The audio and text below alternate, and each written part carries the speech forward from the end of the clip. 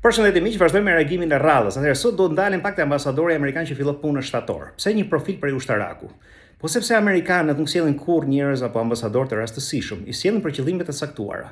Nëse mbani mend 21 janarin atëherë që u vran njerëzit në bulevard, ishte Arvizue i cili kishte një formim të caktuar, vinte nga vende të treta ku kishte patur konflikte të mëdha, revolucione dhe grushte shtetesh.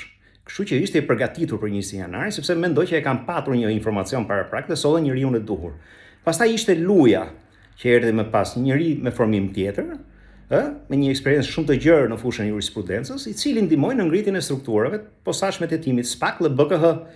Ishte ai që i detyroi deputetët e Republikës e Kuvendit Shqipërisë që të votonin me bishtin ndërshal institucionet e reja të drejtësisë dhe fal amerikanëve, Shqipëria ka minimalisht institucione që janë të pavarura, që mund të vetën informacione që mund të përmirësojnë jetën demokratike në Shqipëri.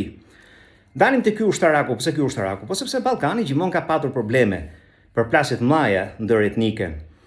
Dhe me botën tani duke u futur thellë në pasiguri të mëdha, në përplasje të mëdha, qoftë energjike, qoftë ekonomike, apo qoftë luftarake, unë mendoj që ardhja e tij ka një domethënie të jashtëzakonshme, merr një rëndësi të jashtëzakonshme, sepse kemi një pikë shumë të dobët, shumë të ndjeshme dhe shumë nevralgjike, i cili është kufiri Kosovë-Serbi. Aty bëhen përplasjet e mëdha të interesave serbe-ruse dhe të atyre shqiptaro-amerikane.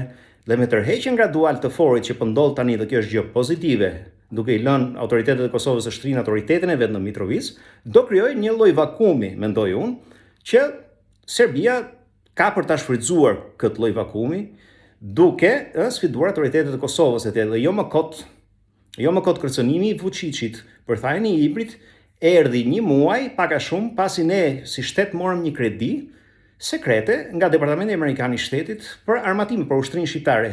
Edhe pastaj dokumenti u vëll nga Gronshe, nga një deputet parazit që është shërbëtori i Berishës. Sepse ai dokument i shërben vetëm serbëve. Dhe jo rastësisht Vučići doli pak ditë më pas për të kërcënuar me devijimin e Ibrit. Edhe pak ditë më pas vjen një përgjigje e Marco Rubios për të mbrojtur liderët, për të mbrojtur asetet dhe pasuritë e tyre kombëtare.